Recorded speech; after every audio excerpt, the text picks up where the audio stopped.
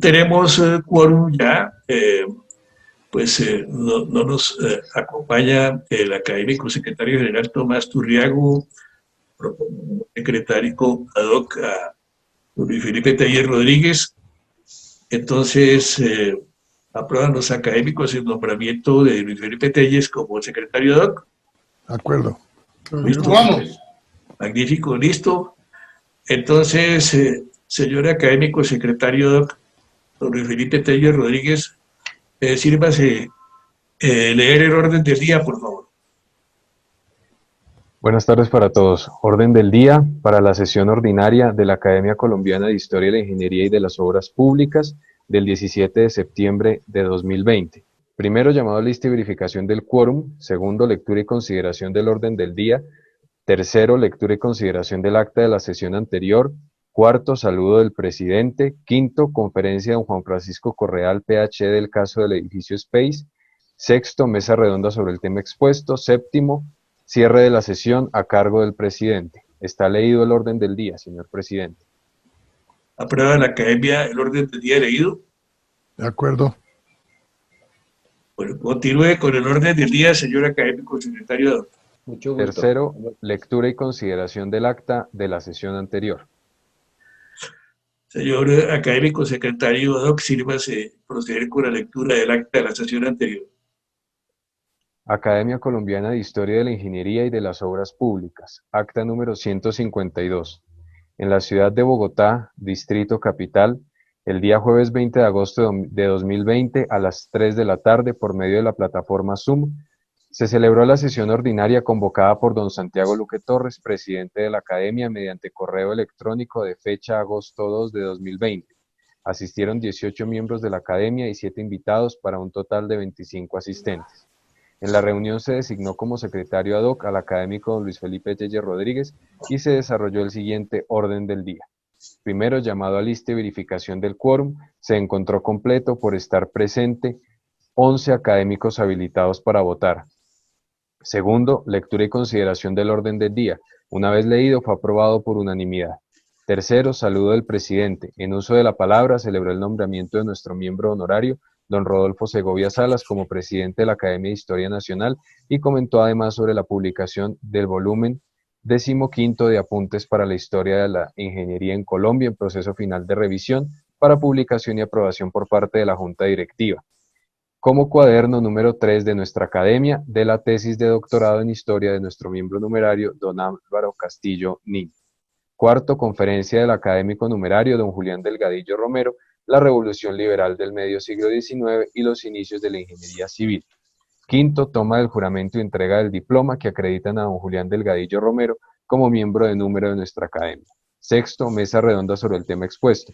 Intervinieron los académicos don Santiago Luque Torres, doña Clara Elena Sánchez Botero, don Álvaro Silva Fajardo, doña Inés Arias Arias, don Jorge Ladrón de Guevara Orozco y don Alonso Valencia Llano.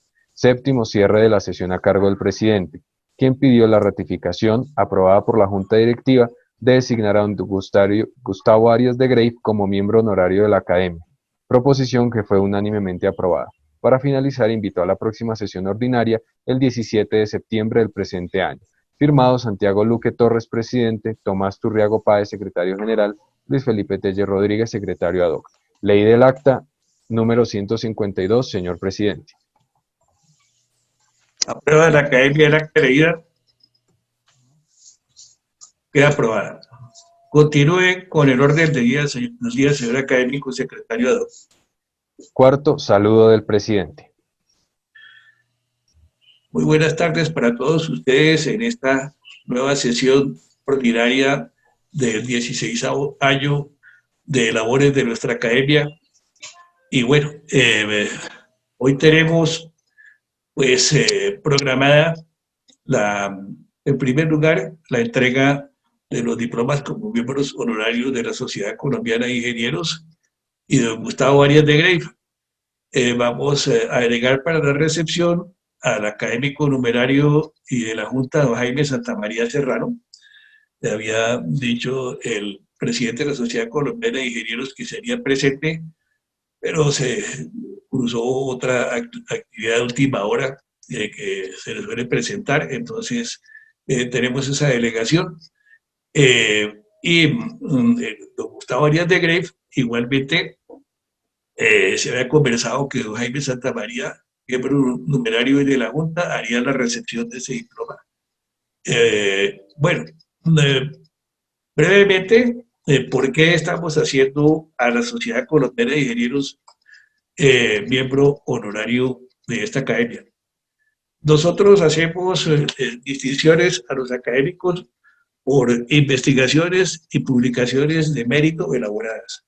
Entonces, la principal razón son más de 100 años de la revista Anales de Ingeniería, que por sí sola es un documento valiosísimo para la construcción de presencia del Estado en nuestro país y de construcción de nación. Segundo, el índice de dicha revista Anales de Ingeniería, elaborada por nuestro académico, también honorario y expresidente de la Sociedad Colombiana de Ingenieros, Jaime Bateman. Ese índice, con trabajo pues verdaderamente descomunal de más de 100 años de esa revista, compilado en medio electrónico, es una fuente valiosísima de información para nuestros trabajos de historia de la ingeniería, de ingeniería en general, y yo creo que de historia del país. Un trabajo supremamente valioso. Y la otra razón fue el simposio sobre Julio Garavito, que durante la presidencia de la académica Diana Espinosa Bula organizó la Sociedad Colombiana de Ingenieros, donde con más de 300 participantes organizamos ese foro, que también fue publicado con todo el elenco de nuestra academia en un número de la Sociedad Colombiana, de la revista de la Sociedad Colombiana de Ingenieros, Anales de Ingeniería. Eso con respecto a la Sociedad Colombiana de Ingenieros. Nuestro académico numerario Gustavo Arias de Grey, que nos acompañó muchos años en la Junta, hermano de nuestro también académico honorario Jorge Arias de Grey, pues ha sido autor de estupendos volúmenes sobre la aviación en Colombia, otro cóndor sobre los Andes se llama, sobre los ferrocarriles, la mula de hierro que llama, en varias versiones, con magníficas ediciones, con muy buenas fuentes. Entonces, apenas por citar algunos de los trabajos que ha elaborado el académico Gustavo Arias de Grey, en varias versiones, varias ediciones, bellísimas además y supremamente bien documentadas, muy bien ilustradas.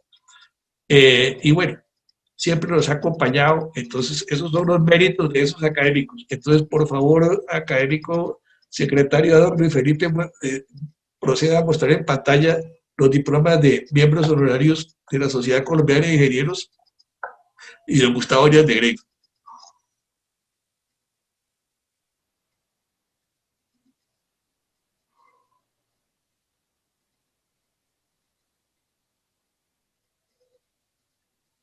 El diploma de la Sociedad Colombiana de Ingenieros. Señor académico secretario, por favor lea el diploma. La Academia Colombiana de Historia de la Ingeniería y de las Obras Públicas, de acuerdo con los estatutos, le confiere a Sociedad Colombiana de Ingenieros, SCI, la categoría de miembro honorario. Firmado Santiago Luque Torres, presidente, Tomás Turriago Páez, secretario general. En Bogotá, Distrito Capital, 17 de septiembre de 2020. Leído el Gracias, diploma de la Sociedad académico Colombiana. secretario. Por favor, el diploma del académico Gustavo Arias de Grey.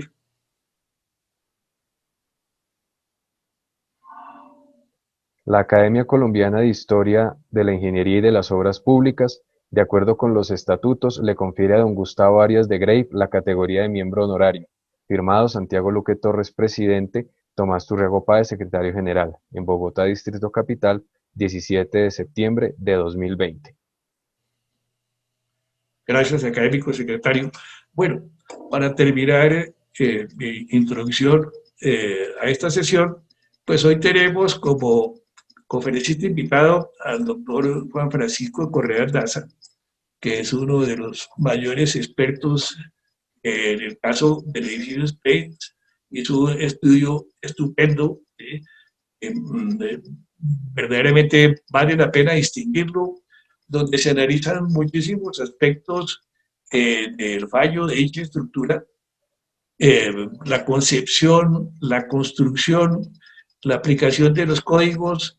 Entonces, es pues una visión que, rememorando lo que nos decía hace 20 años Jorge Orlando Melo, ese gran historiador que es Jorge Orlando Melo, cuando apenas éramos un centro de estudios históricos de la construcción, y le preguntamos, una invitación especial que le hicimos, ¿qué método debíamos seguir los ingenieros para trabajar nuestra historia? Y él nos dijo, por Dios, utilicen lo que les enseñaron en la facultad. ¿Sí? Entonces, eso es lo que uno ve en la obra de Juan Francisco Correal. ¿Qué se hace?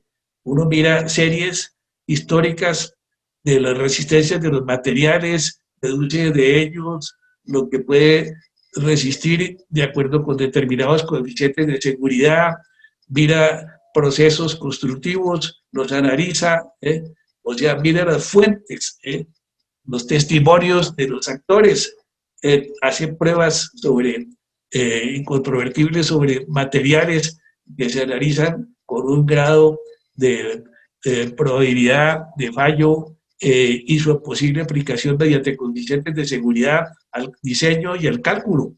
Entonces, todas esas series históricas, series de fallos de cilindros de concreto, de, eh,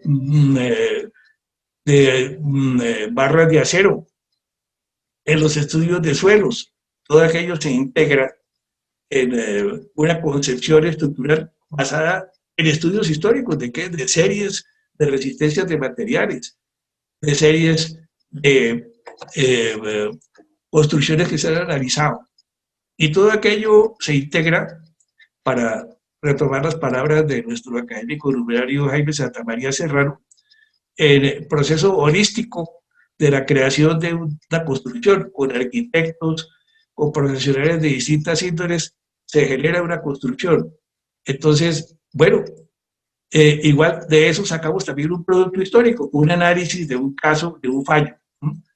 Entonces, estamos trabajando algo que es historia del tiempo presente, distinta del periodismo, porque analizamos con pruebas fundamentales, con mucha seriedad, que nos da nuestra profesión de ingeniero, para llegar a una conclusión y poder tener un mejor futuro en nuestro diseño, en nuestra creación de construcciones para un país mejor. Bueno, entonces, el tema que nos va a presentar don Juan Francisco Correal Daza en el día de hoy es un tema muy pertinente para nuestra academia, para las consideraciones de la historia, de la ingeniería, de la ética que tiene que ver con ello.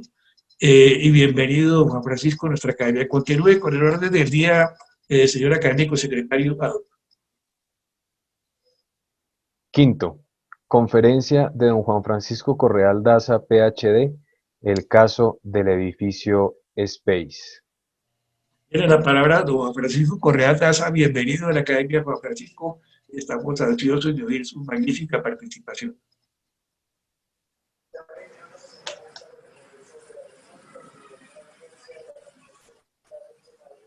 Bueno, muchísimas gracias por la presentación. Todo un honor estar acá con ustedes. Pues yo atendí esta invitación con todo el ánimo de poder aquí explicarles de primera mano una investigación que yo creo que ha tenido un impacto muy grande en el país.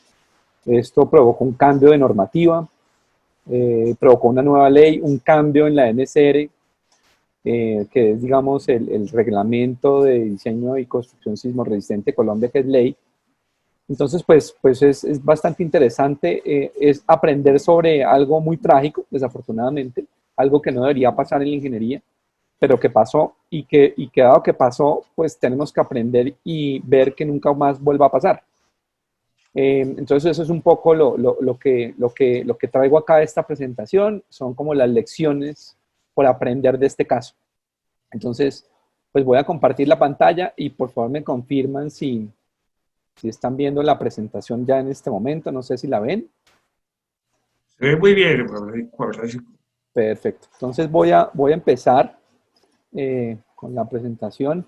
Como decía Hernando Vargas, que pues es un colega nuestro, muy querido allá en la universidad, pues sí quisiera arrancar con una noticia muy triste porque conocí a Luis Eduardo Laverde personalmente, trabajamos en la comisión asesora y desafortunadamente tuvo un problema de salud que lo llevó a la clínica, al hospital y allá se contagió del COVID y hoy nos informaron que falleció. Entonces, pues muy lamentable y pues sí quisiera contarles acá para que supieran porque realmente es un ingeniero muy valioso el que perdimos y es un caso desafortunado, pero solo quería comentarlo. Bueno, entonces voy a arrancar con la presentación. Realmente esto es un contrato que tuvo la universidad en el 2013. Les voy a contar acá un poco todo lo que pasó. De este caso, como les digo, un caso desafortunado, pero el que tenemos que aprender, como dice el título. Arranco con esta presentación, que esto se hizo una presentación internacional, entonces hay mucha gente que no sabe ni siquiera dónde estamos ubicados, pero pues aquí pues claramente todo el mundo sabe dónde queda Medellín y en qué parte está ubicado el edificio Space. El edificio Space pues era en un edificio de cerca de 200.000 metros cuadrados, tenía varias etapas, tenía 6 etapas de construcción, aproximadamente 154 apartamentos. La constructora encargada de este edificio fue Lérida CDO, el arquitecto Laureano Forero fue el que lo diseñó desde el punto de vista arquitectónico y el calculista ingeniero Jorge Aristizábal. En la parte de suelos estaba el ingeniero Bernardo Vieco. La zona sísmica donde se encontraba este edificio, que es algo relevante porque después les voy a mostrar un poco el análisis que hicimos, es una zona que se considera de amenaza sísmica intermedia. Y el sistema de estructuras lo conocemos como un sistema dual, es decir, está compuesto por pórticos y muros. Los muros principalmente en la fosa del ascensor. Y de acuerdo a lo que pues especificaba el diseño, era una capacidad de disipación de energía moderada que corresponde a una zona de amenaza sísmica intermedia. Entonces aquí están un poco los hechos. Lo primero que pasó fue el 11 de octubre del 2013. Ingresa una llamada al 123 en las horas de la mañana y reportan una falla de una columna de la torre 6 del edificio Space. Entonces ven aquí la persona hablando por celular, personas viendo esta columna, y pues realmente les cuento aquí algunas incidencias. Por ejemplo, el profesor Mete Sosen, que lo llevábamos al edificio y que vio estas fotos, lo llevamos al edificio después de que la torre 6 se colapsó, le preguntaba a una persona en la constructora, un muchacho muy joven, que él por qué no había dicho nada viendo esta columna fallada, que esto era algo muy grave.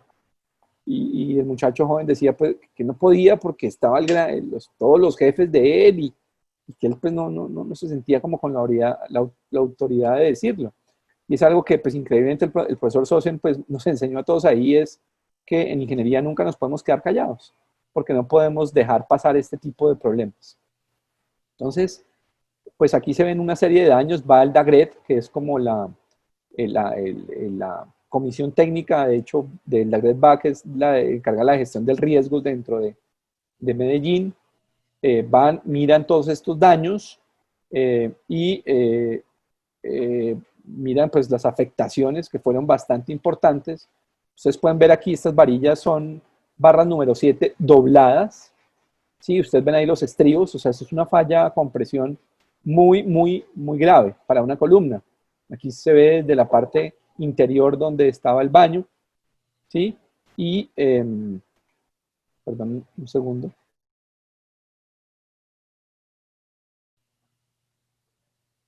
Y entonces, pues, recomienda el DAGRET evacuar la torre 6.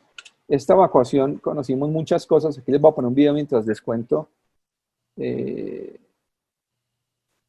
No sé, posiblemente... A ver, yo creo que aquí ya me debo dejar.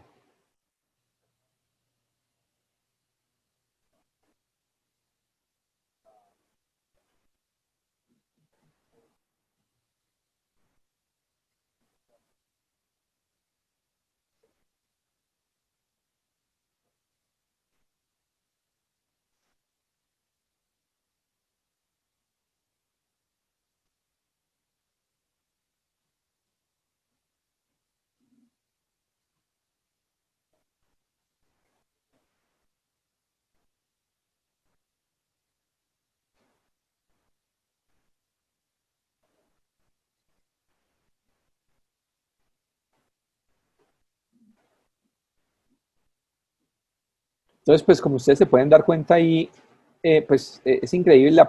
Si se dieron cuenta, era un director encargado, era un ingeniero geólogo. Y él dio la orden de evacuación, ¿no?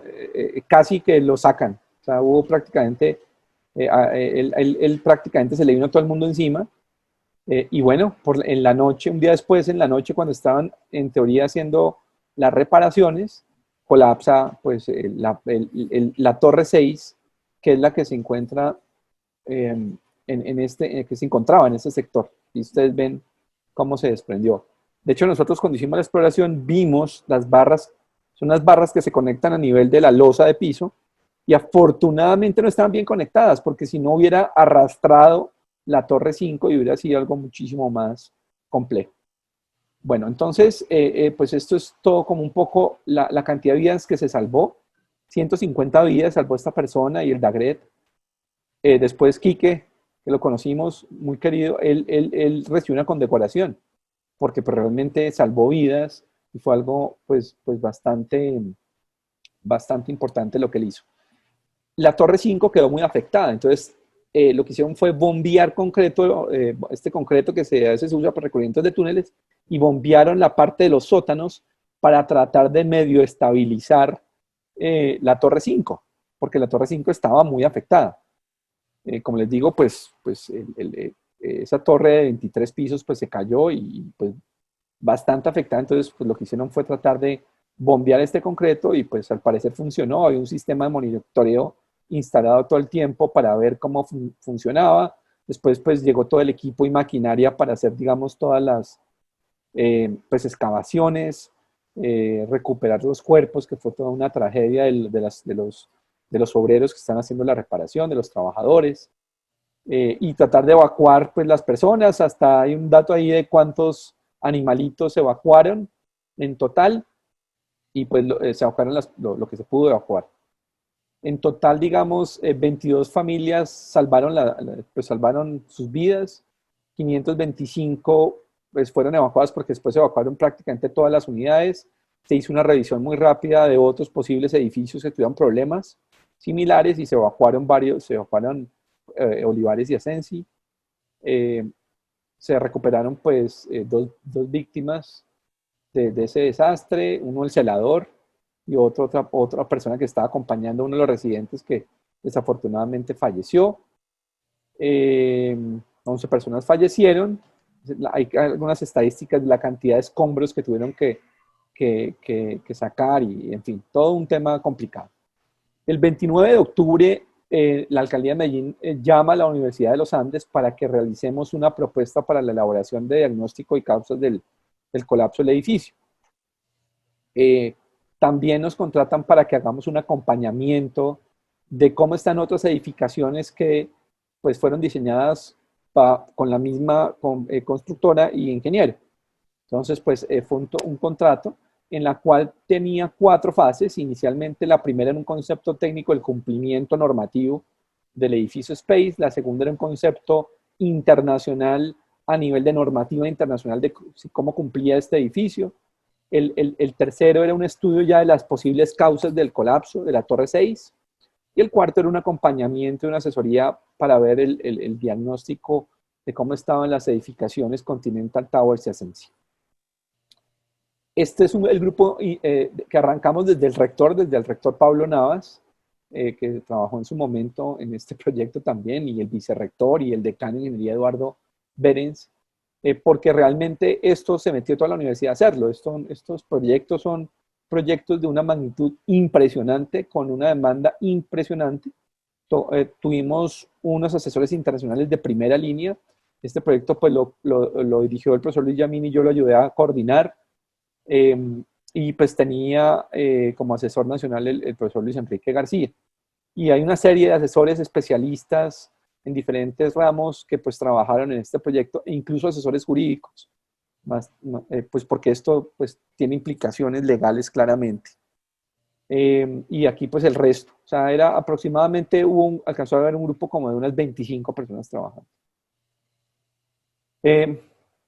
Entonces la primera fase, muy rápido para contarles el concepto técnico acerca del cumplimiento normativo lo que hicimos fue de una manera muy exhaustiva revisar toda la información disponible que nos suministró la alcaldía. En su momento fueron planos, planos estructurales y arquitectónicos, todas las resoluciones de la curaduría, de las memorias de cálculo, todo el tema de suelos, reporte de calidad de los materiales, actas de reuniones con los copropietarios, un informe topográfico vertical de todas las columnas de lo que quedó en pie, de la torre 1 a la 5, un informe prediagnóstico y conocimientos de daño, un registro fotográfico y reparación de cuando estaban haciendo la reparación de la columna que se dañó del piso sexto, estudios de geología y geomorfología, en fin, nosotros nos gastamos muchísimas horas, hombre, en la recopilación. Eso fue totalmente exhaustivo y detallado para cubrir absolutamente toda la información que pudiera ser vital para el estudio. Aquí les cuento un poco cómo estaba conformada la edificación del Space. Entonces, se fue construyendo por etapas. En total eran 6 etapas. Esta era la primera etapa. El sistema de edificio era un sistema porticado con una losa que iba cambiando. Es una losa abovedada que va cambiando de espesor a medida que se aleja del centro. Ahí están más o menos las dimensiones. Y pues unas vigas de soporte que le dan a esta losa. Que ustedes las ven ahí ubicadas pues en las dos vigas principales en ese sentido, unas vigas transversales en el otro sentido que forman, digamos, la estructura. Todo eso estaba apoyado sobre estas columnas rojas que ustedes ven que tenían esta forma. Son columnas de 1.20 por 1.50, más o menos, con pues refuerzo de estribos y barras. Y así pues iba subiendo, la etapa 6 iba subiendo de altura, la etapa 7, ahorita vamos a ver una vista de la altura hasta la etapa 6, y esta es, digamos, la vista en altura, ¿no? Entonces vamos 27 metros, 30 metros, 38, 46, 54, 64 metros, este es el nivel 24 ya de apartamentos, y tenía 4 sótanos porque el último era el salón comunal, ¿sí? Y tenía 3 sótanos de parqueadero. Eso es más o menos como era la estructura, ¿sí? Aquí estaba la columna que falló. Esta fue la columna que falló. Era una columna más grande, más larga. Era del mismo de 0.20 por 1.80, más larga con un poco más de refuerzo.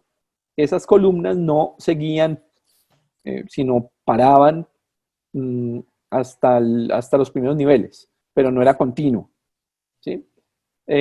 Y todo el edificio se apoyaba sobre un sistema de cimentación, que es el que ustedes ven aquí más o menos. Son unos pilotes preexcavados que se fundían, que se le hacía una pata de elefante, y esos llegaban a soportarse sobre los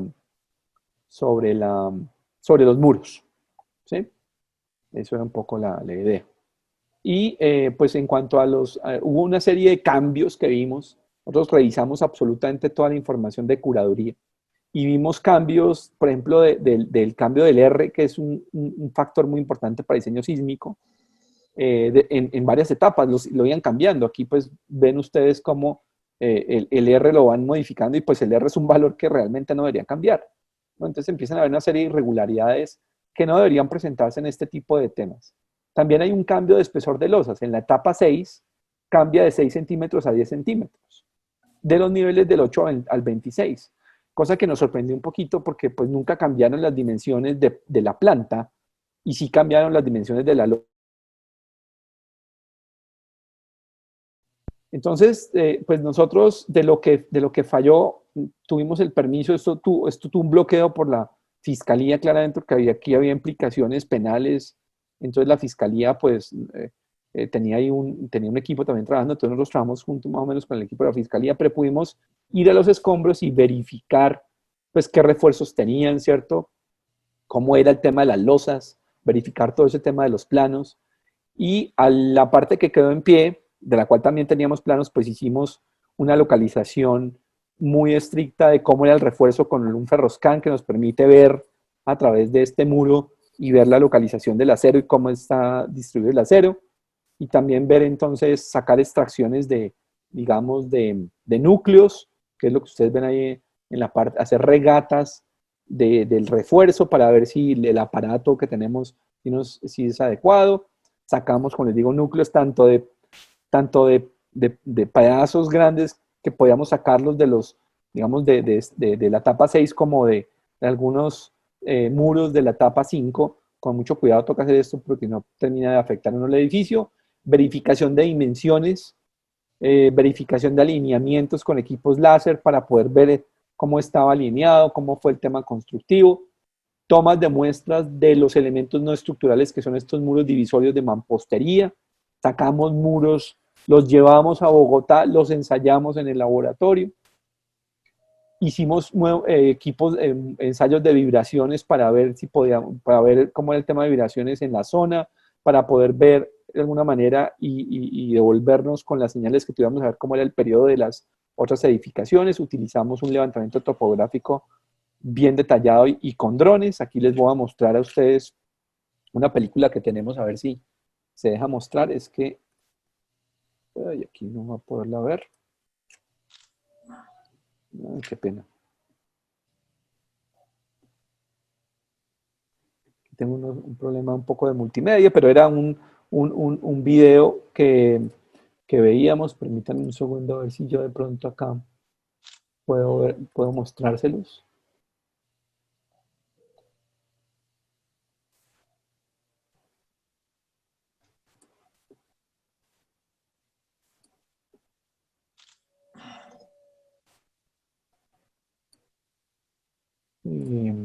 No, creo que los voy a quedar debiendo por alguna razón. No se va a poder ver. Bueno, era simplemente un levantamiento por dron donde se veía el edificio y pues entrábamos al edificio y todo. Porque pues era para ver la parte que estaba fallada. El tema de la cadena de custodia fue muy delicado porque, como ustedes comprenderán, esto era una investigación muy seria. Entonces las muestras tenían que tener una cadena de custodia desde que se tomaban en Medellín, se llevaban y se transportaban a Bogotá, y cuando las abrían pues teníamos que verificar que si eran las mismas muestras que habíamos llegado. Todo esto tenía un proceso muy riguroso de empaque, de rotulación, etcétera. O sea, ustedes no se imaginan el rigor que tocó tener porque era una investigación pues de altísima calidad. Después hicimos todos, como teníamos pruebas, pues hicimos todo el tema de medición de núcleos para saber cuál es la resistencia de los aceros, resistencia de los concretos. Pues aquí empezamos a tener algunas propiedades de tema de calidad de los aceros. Realmente en el fondo nosotros no encontramos, hicimos digamos, tomamos muestras por todas las etapas de los aceros y realmente no encontramos pues un problema en los aceros. Digamos, es una variación normal de lo que podrían llegar las resistencias. Desde nuestro punto de vista, pues no, pues unos solo, los reensayos fueron solo no cumplieron entre el 9 y los reensayos el 40, que es lo que permite la norma. Y en unidades pues no cumplieron el 7%, pero realmente pues no es algo muy consistente como para que uno diga, y no cumplieron, es que esos son esos niveles que ustedes ven. Entonces pues no es algo así como preocupante, digamos. No es algo tan preocupante desde el punto de vista de materiales. De la resistencia al concreto, también no encontramos un tema importante. Ustedes ven aquí, todas estas pepitas son las diferentes resistencias que van, pues aquí en la gráfica, desde 15 megapascales a 37, de las diferentes etapas. Los rojos son la etapa 3, azules etapa 4, etapa 5, estos naranjas, y etapa 6, que pudimos extraer de los escombros. Aquí pues ustedes ven, sí se ve un poquito que va bajando un poco la calidad a medida que van haciendo la etapa, pero también aquí pues habría que tener en cuenta que hubo pues fueron de los escombros. Pero en general digamos que pues uno ve que sí hay algunos que no cumplen. Aquí pues ustedes ven el no cumplimiento, ese es un porcentaje de los que no cumplen, pero realmente pues no era nada tan importante. En la etapa 5 hubo un tema el 14% que pues no cumplieron, y de los núcleos que extrajimos fueron el 11 alrededor. Entonces realmente pues, digamos, aunque digamos aquí no hubo un cumplimiento de la norma, hay que decirlo estrictamente, tuvieron que haber hecho un mejor control de calidad del concreto. No pensábamos que fuera algo tan grave como para que produciera el colapso. ¿Sí? Vamos a ver si esta es la modelación, que hicimos una modelación tridimensional del edificio, ya con todos los materiales, con todo el tema de levantamiento geométrico. Pudimos hacer una modelación muy detallada del edificio en computador, en la cual lo que hicimos fue ponerle todas las cargas gravitacionales de diseño y después las sísmicas, y ver diferentes combinaciones, a ver cómo era, digamos, cómo era la carga, cómo afectaría este tipo de edificaciones. Lo que vimos nosotros es que habían algunos muros, digamos, algunos muros que no son estructurales, que empezaban a cargarse. Aquí ustedes los ven, y aquí ven unos muros de fachadas que hay que tenerles cuidado porque son muros que pesan. Entonces nosotros hicimos una distribución muy exacta de la carga muerta y viva para poder hacer una modelación, digamos, lo más detallada posible, algo que no se hace típicamente en ingeniería. En ingeniería no se llega a ese detalle, pero pues esto es una investigación. Entonces, encontramos algo bien interesante y es que no cumplía con las losas no cumplían con las deflexiones que digamos, da el código. Hicimos una modelación de la losa y encontramos que efectivamente no cumplían con la modelación. Entonces, vimos que lo que ellos se dieron cuenta es que efectivamente no cumplieron y se empezaron a rellenar y por eso aumentaron el espesor, porque se dieron cuenta que estas losas no estaban cumpliendo. Posiblemente por las cargas de muros que empezaron a poner, porque esto era un sistema LOF, entonces se vendía un poco como abierto el espacio y empezaron a poner muros divisorios porque el cliente, el dueño lo quería así y eso afectaba pues las cargas. Entonces, claro, se presentaron problemas a corto plazo y lo que hicieron fue tratar de rellenar y después nivelar. Entonces eso genera más sobrecargas. No se ve el problema, pero genera sobrecargas. Y entonces, pues ese fue un tema complejo. El otro tema complejo es que, pues claramente, el sistema de losa que está apoyado sobre las vigas principales no llega directamente, digamos, centrado con respecto a la columna. Entonces genera una excentricidad y todo eso pues lo modelamos y sacamos lo que se conocen como los diagramas de interacción de la carga de las columnas. Entonces vemos que si yo volviera a diseñar este edificio tal cual como se construyó, vemos que para las combinaciones de solo carga viva, hay muchos puntos que se salen. ¿Sí? Es decir, que pues vemos claramente que la columna S3 y S5, que fueron dos que se afectaron, ahorita les cuento que realmente no fue solo una, fueron dos que se afectaron, pues tienen este problema. Entonces, si miramos si yo comparo ahora la carga versus la capacidad solo axial, solo la capacidad compresión, para todos los diferentes ejes de las columnas, pues vemos que la rayita roja es como la capacidad y el escalonado es la demanda. ¿Sí? Entonces, cuando se pone en rojo, significa que la demanda superó la capacidad. Y entonces vemos que coincidencialmente empieza a superarse la capacidad en el quinto piso, aquí por ejemplo en la columna de 3, y en pisos superiores en la H en el sexto, y en el cuarto, aquí como entre el cuarto y el quinto, empiezan a superarse las capacidades de cargas verticales, simplemente. Y si miro el eje 3 es todavía mucho peor, ¿sí? Es decir, la columna no estaba bien diseñada, porque eso son cargas de diseño, ¿sí? No son las cargas que está sintiendo la columna realmente, sino son cargas que son mayoradas para que pueda tener un factor de seguridad. Es decir, que lo rojo es el factor de seguridad que le falta. Entonces, pues vemos que eso se repite en todas las etapas, ¿sí? Y en la etapa 6, estas son todas las etapas, y la etapa 6 es algo crítico. O sea, las columnas estaban realmente funcionando al límite. ¿Sí? Algo funcionando al límite. Bueno, entonces aquí aunque es una edificación irregular, es una edificación que es relativamente alta en la Torre 5, sí nos sorprendió mucho el periodo. El periodo es una muestra de qué tan rígida es la estructura.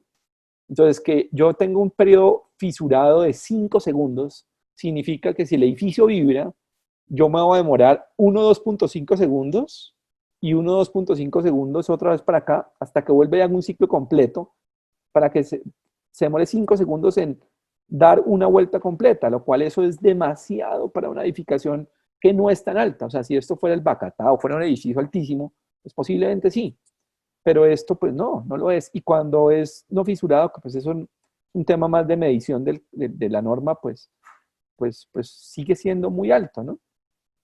Entonces aquí les voy a mostrar, vamos a ver si este sí se puede dejar ver. Es una lástima que no esté pudiendo ver los videos, no sé por qué no se pueden ver. Es como si hubiera tenido un problema con con los videos, pero bueno, ahí ustedes veían cómo se movía esta edificación, cómo se mueve, y estos son como los modos de vibración. Entonces vemos que todos los modos de vibración hacen que este edificio se mueva bastante. Entonces, claro, desde el punto de vista sísmico es algo demasiado preocupante que el edificio se mueva mucho. A ver si este sí se deja. No. Hay algún problema con los archivos. A ver si yo les puedo de pronto, a ver si intento la última vez. No hay un problema con los archivos que sí, definitivamente no me dejan. Bueno, lo lamento mucho. Esto es un indicativo muy importante de lo que es el diseño. Entonces, acá, por ejemplo, vemos esto de aquí, y este es el límite de deriva del código, de nuestro código de diseño, la NSR. Y fíjense esto, cómo se sobrepasaba de una manera muy, muy importante en la torre 6. Es decir, a partir del tercer piso, la deriva era una cosa impresionante, se superaba. Hay claramente un problema de diseño impresionante aquí. ¿Sí? Y lo mismo pasa, y para cuando pongo secciones secciones fisuradas, el cual el límite del código se corre un poco, pero no tanto, es todavía mucho mayor. Este es el caso más real, de hecho. Es decir que yo he hecho ensayos recientemente a escala real de edificaciones de porticadas, y realmente la falla de las edificaciones porticadas están alrededor de entre el 3 y el 4% de deriva. Es decir que, pero las bien diseñadas, es decir que esto estaba diseñado pues muy mal, porque se iban a dañar, Bueno, esto es la implosión, que seguramente tampoco la podemos ver. Lamento mucho esto, no sé por qué los videos no me están funcionando, no sé si es por la proyección, pero pues todos vieron seguramente la implosión, es algo que... y pues lo que pasó es que con el diagnóstico de la etapa 1, pues se hace la implosión de la torre 5 porque pues realmente pues es realmente muy preocupante. Esa torre estaba afectada y pues no se podía mantener en pie por mucho tiempo, y si pasaba un sismo seguramente se iba a caer y iba a afectar, y parte digamos, del edificio pues, iba a afectar, y seguramente las otras torres también. Entonces aquí hicimos una revisión de 523 artículos de la NSR, de los cuales el 58%, es decir, 302, pudimos verificar información. ¿Por qué? Pues porque teníamos planos, todo. Hubo artículos que no pudimos verificar porque no encontramos la información. De esos, el 18%, es decir, 53 numerales con información verificable, incumplían la NSR. Es decir, el edificio Space incumplía 53 numerales de la norma. Eso es demasiado. O sea, si uno incumple uno, ya está mal. Acá son 53. ¿Sí? Nosotros consideramos que, y así lo consideró el diseñador, que la etapa 1 a la 6 era considerada una sola edificación. Es decir, que cuando se cae la torre 6, pues se le cae un pedazo del edificio entero. Entonces eso era un problema muy grave para el resto del edificio. Y si uno mira el incumplimiento de la NSR, con el colapso de la torre 6 que se le cae, con la demolición que toca hacer de la 5 por la afectación, pues prácticamente vemos es como si el edificio hubiera perdido integridad, y es muy difícil repararlo porque es complejo, y parte de eso pues el riesgo es altísimo si se presenta un colapso. Si se presenta un sismo, se puede colapsar. La segunda fase fue un tema de internacionales que yo ahorita me salgo y les muestro los videos porque eso sí me parece muy importante que los escuchen. Si no me funcionan, y eran 3 personas muy destacadas. El profesor Metesosen, que desafortunadamente falleció hace un par de años. Considero al profesor Metesosen la autoridad mundial en concreto reforzado. Es realmente mundial, o sea, él es el más importante, tuvo una trayectoria demasiado importante en el tema de concreto reforzado. Anthony Fiorato, pues es un experto en tema de materiales del concreto de una relevancia impresionante, expresidente de la ACI y pues de la Junta Directiva de la STM. Y Luis Enrique García, que claramente a nivel de Colombia es una de las personas que más conoce la normativa nuestra. Considero a Luis Enrique, que fue profesor mío, pues realmente una eminencia en este tema. Entonces, pusimos a estas 3 personas a trabajar independientemente de la universidad para que revisaran pues cómo cumplía este edificio. Entonces, pues revisaron todo el tema de normativa nacional e internacional. Y el planteamiento que ellos asumen fue relativamente básico.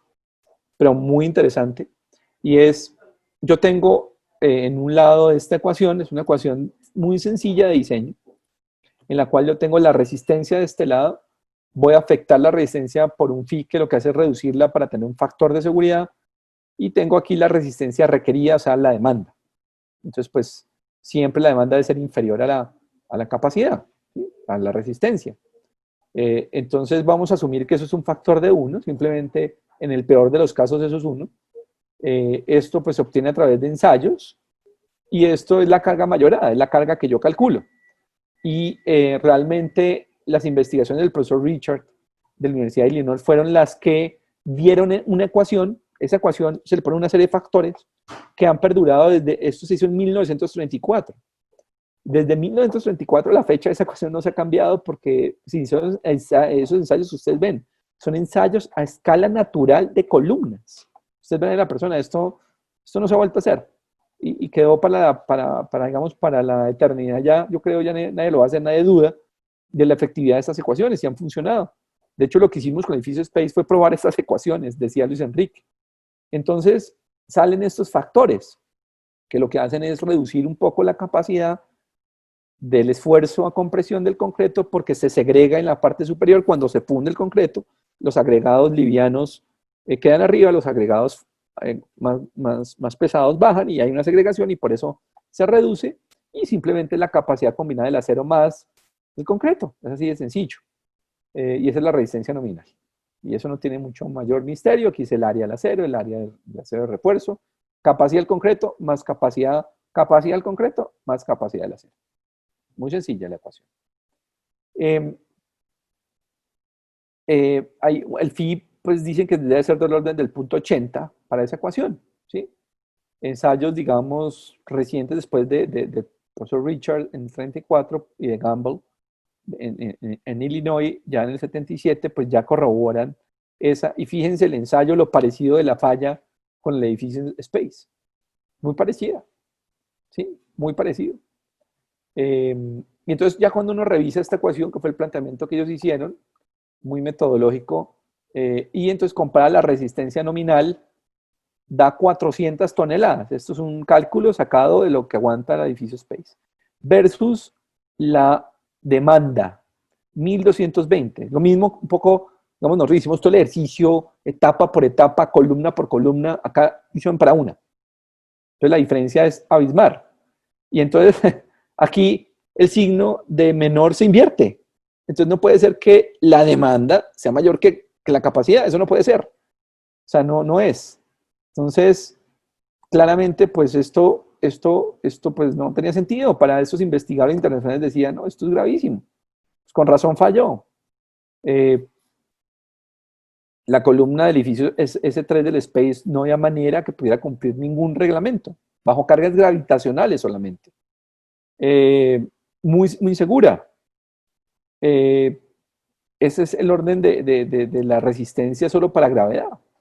¿Sí? Es decir, solo por gravedad ya era el 33%. Claramente debería tener una sección mucho más grande que cumpliera con las normativas. Y aquí dicen más o menos ponemos qué tan grande sería. Esta es la columna del edificio Space. Debería tener más o menos este tamaño.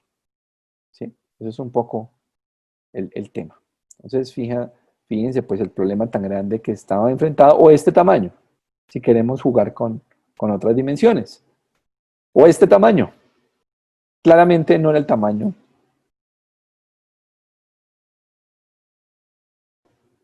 ¿Qué otros aspectos? Problemas de barras, de estribos, no cumplía estribos, no cumplía la dimensión mínima de columna, problemas en la cimentación, el problema de estabilidad de la columna a largo plazo, ahorita lo vamos a ver, por ejemplo, lo estudiamos. Esto genera un problema grave en la columna. Aquí está el profesor Metesosen. Sí, señor. First, let me thank you Sí, correcto. for asking my opinion about the root cause of the collapse of Edificio Space in Medellín. I have studied your analysis of column S3, and I agree with you completely. It is very unfortunate that mistakes have been made in proportioning the columns. They are too small. Considering the demand due to self-weight alone to be 723 tons, and the resistance based on the dimensions of the column as built and the strength of the concrete and the steel being 726 tons, I think they're too close to one another for the building to survive for any length of time.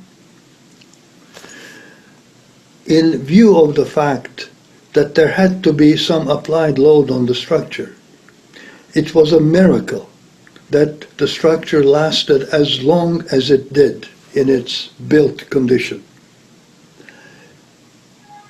I do understand that the strength, the actual strength, could have been a few percentage points higher, and the load on the column may have been a few percentage points lower. But even then, the proximity of the demand to the resistance suggests, indicates, confirms that the column is going to fail within a finite period of time. In my opinion, the provided evidence points to the fact that the disaster was due errors in sizing the columns. I'm very sorry that such a tragedy had to take place. Thank you. ¿Sí se escuchó? Sí, Bien. señor. Thank you for asking me to address you today. Dr. Sozin and Dr. Garcia will be discussing the structural design aspects of the evaluation of the space building. And while I certainly agree with those findings, I would like to focus on the materials and testing aspects of the investigation. Now, a primary objective for this part of the peer review was to verify that the test standards and protocols for the forensic evaluations were consistent with codes and accepted test practices in the engineering community. Now, this would include procedures for documenting as-built conditions, the dimensions of the structure, things like rebar, reinforcing bar locations, and also things like core testing. In particular, the review covered those ASTM standards referenced in the ACI building code that serve as a basis for testing standards in Colombia and that are used for testing in Colombia. The Andes team put in place test protocols, sample chain of custody procedures, laboratory and field test methods that are consistent with best practices for forensic evaluations and failure analyses used in Colombia, in the United States, and in other countries. Now, we also worked with the Andes team in their review of and in interpretation of the test records for concrete in the structure, and the comparison of those results to specified strengths. So, for example, the strength tests reported in the area of the critical column exceeded specified strengths. Simply put, deficient concrete strength was not the reason for the collapse of the structure. Thank you for your attention. Bueno, entonces, pues con esto ya pues era como la fase 2 de los internacionales. Entramos a la fase 3, que era por qué se cayó el edificio, por qué cayó la Torre 6. ¿Sí? Voy muy rápido porque creo que estamos mal de tiempo. Entonces, aquí les muestro algunos antecedentes internacionales de causas similares de colapso, de edificios que colapsaron. Entonces, por ejemplo, está un edificio en Turquía de 10 pisos, que tuvo un colapso súbito también. 92 personas murieron en ese momento, 22 heridas, después de 4 años de construido. Súbitamente que falló. ¿Por qué falló? Por deficiencias de diseño. Dimensiones otra vez, falta de dimensiones que tenía el refuerzo. Y el otro, y también problemas de materiales, algo conjunto. Y por deformaciones excesivas de flujo plástico no lineal. Les voy a traducir eso. ¿Qué significa? Significa que si yo tengo una sección muy reducida a soportar, pero está muy al límite, lo alcanza a soportar, y lo mantengo por un rato, va a haber creep, que es una deformación en el tiempo. Esa deformación en el tiempo hace que los esfuerzos aumenten y terminen dañando o digamos, fallando súbitamente se demoró 4 años en que pasara eso.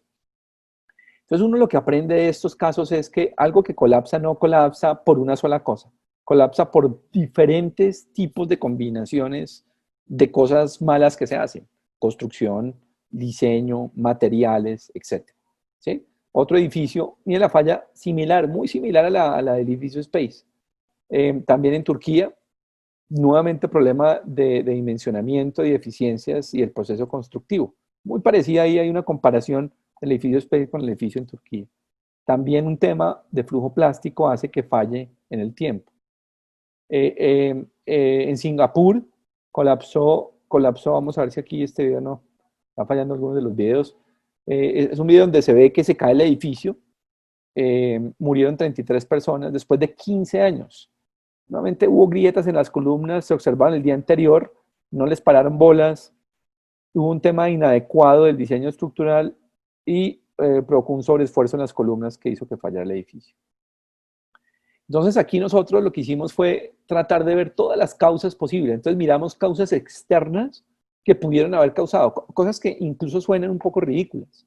Y es, oiga, ¿será que hubo un sismo? Como eso está diseñado tan al límite, ¿será que hubo un sismo pequeñito que nadie se dio cuenta que pues, de pronto la gente lo siente así, pero a este edificio lo pudo afectar? Entonces empezamos a ver las fuentes sismológicas que afectarían la zona de Medellín, que es la fuente Romeral y la de Benioff, que están a 70 kilómetros de la ciudad y una está a 25, que pueden causar magnitudes de entre 6 y 8.5. Miramos el registro del Servicio Geológico Colombiano, de la red, y nunca encontramos más de 3.6 en magnitud, nunca. Entonces, dijimos, no, realmente la posibilidad de un sismo, pues no. Posibilidad de movimientos, de deslizamientos que nadie se dio cuenta, afectaron alguna, tampoco vimos ningún reporte. Posibilidad de explosiones o incendios o algo, tampoco vimos ningún reporte. Entonces ya digamos, bueno, entonces externamente no hay nada. Eso es un problema interno del edificio, no hay nada externo que le pueda haber afectado, es interno. Entonces empezamos a hacer un registro en el tiempo del edificio y ver qué fue lo que pasó.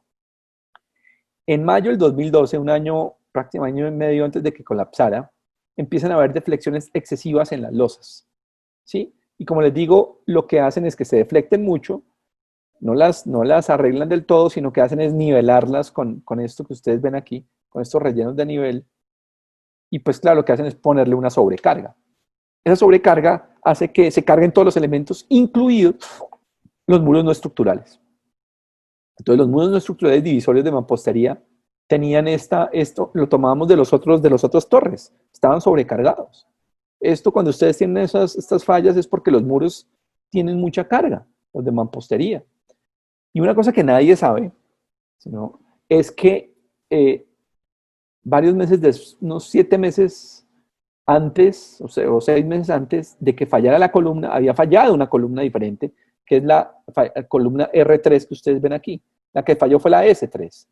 Pero la R3 falló primero, simplemente que no le pararon bolas. Acá se ven las fotos que sacamos de los registros de la construcción y se ven que la repararon y simplemente no pasó nada. Miren, la misma ubicación y todo, y falla. Esto es una falla a compresión.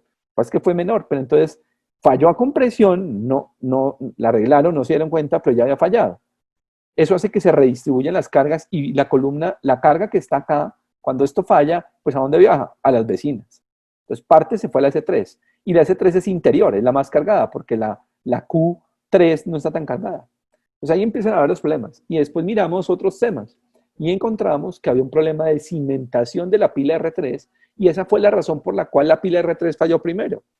La pila R3 no había, en el proceso de construcción, no le hicieron la pata de elefante bien. ¿Por qué? Porque cuando hicieron la perforación encontraron unos canales subterráneos de agua, llenó la pila y la constructora tomó la decisión de fundir el concreto. Y construyó la pila así, y dijo, bueno, eso no pasa nada. Y no sé con quién hablaron y echaron esto para adelante. Cuando empezaron a construir el edificio, pues empezó a tener unas deformaciones bien importantes. Entonces, claro, esa pila se cimenta y falla, o sea, se cimenta la R3 y hace que la S5 se sobrecargue. Este fue el proceso constructivo que se siguió, pero esta parte no se hizo. Entonces, lo que se hizo fue que no alcanzó a hacer la pata de elefante, entró el agua y ellos rellenaron la columna y pues la columna no quedó con la pata de elefante a lo que es. Aquí hay un diagrama de cuánto, de cómo en el rango de cargas de los pilares pues estaba esta columna. Esta columna tenía una capacidad mucho menor. La capacidad debería estar del orden de 18, ya que tiene una capacidad de 8 más o menos. Entonces, que es cuando uno empieza a ver que hay múltiples problemas de sobrecargas de las losas, problemas de cimentaciones, problemas de construcción, ¿cierto? Y pues finalmente la columna S3 falla después de que ya entregaron algunos edificios, entregaron algunos apartamentos, y falla porque pues porque hay problema de cimentación hace que se sobrecarguen las columnas, la columna no está bien diseñada, y hace que, pues, que pase la falla que ustedes pues, vieron y ya hemos visto. Y estas son las fotos que nosotros obtuvimos del reforzamiento antes de que se cayera el edificio. Esta es la etapa 6 y le pusieron unos parales metálicos. ¿Sí? Unos parales metálicos que pues todos saben que pues esto, pues imagínense las toneladas, estamos hablando de 770 toneladas que están bajando por ahí. Entonces, pues esos palos pues no es que hagan mucho, esos parales no es que hagan mucho.